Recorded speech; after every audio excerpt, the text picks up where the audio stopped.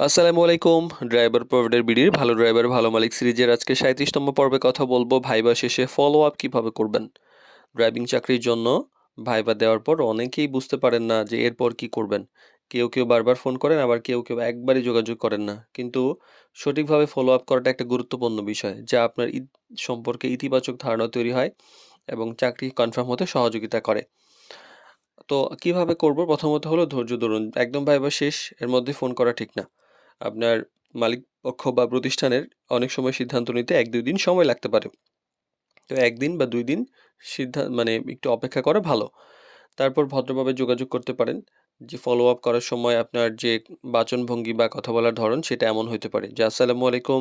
আমি অমুক কয়েকদিন আগে বা গতকালকে ড্রাইভিং চাকরির জন্য আপনার সঙ্গে দেখা করেছিলাম।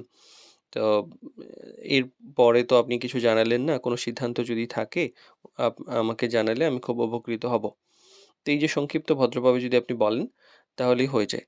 তো এটা করা যাইতে পারে। আর বারবার ফোন করার দরকার নাই। যে আপনি ফোন ধরছে না বা রেসপন্স করছে না, এজন্য আপনি বারবার দিনে কয়েকবার ফোন করছেন, এটা বিরক্তকর মনে হইতে পারে। একবার যোগাযোগ করুন। প্রয়োজনে যদি আবার প্রয়োজন হয় সেক্ষেত্রে আরেকবার খোঁজ নিতে পারেন। কোনো কারণে ফোন ধরছে না, মেসেজ দিতে পারেন। তো সিদ্ধান্তকে সম্মান করুন। অনেক সময় হয় কি যে কাজ হয় না, চাকরি হবেই যে এরকম তো নিশ্চয়তা নাই। যদি না হয় তাহলে ধন্যবাদ। ভবিষ্যতে যদি কোনো সুযোগ থাকে জানাবেন, এটা বলবেন। এতে কি ভবিষ্যতে আরো সুযোগ আসতে পারে। কিন্তু আপনি যদি বলেন যে, "স্যার এত ভালো করে আসলাম, এত কষ্ট করে আসলাম বাড়ি থেকে। কেন ক্যানসেল হইলো আমাকে একটু জানান। কি সমস্যা?" এই সেই হাবিজাবি। মানে এগুলা বলা ভালো না। এটা প্রফেশনাল আচরণ না।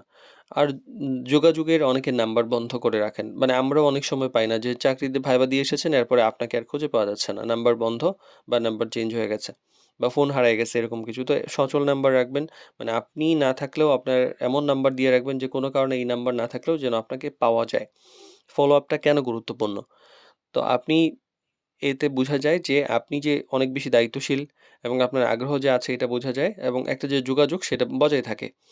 আর ভাইবা শেষে সঠিকভাবে ফলো আপ করা কিন্তু একটা ভালো অভ্যাস। ধৈর্য, ভদ্রতা এবং সংক্ষিপ্ত এই যে যোগাযোগ, এই ৩ টা বিষয় যখন মেনে চলবেন তখন আপনার প্রতি একটা ইতিবাচক ধারণা তৈরি হয় এবং ভবিষ্যতে সুযোগ পাওয়ার সম্ভাবনা বাড়ে।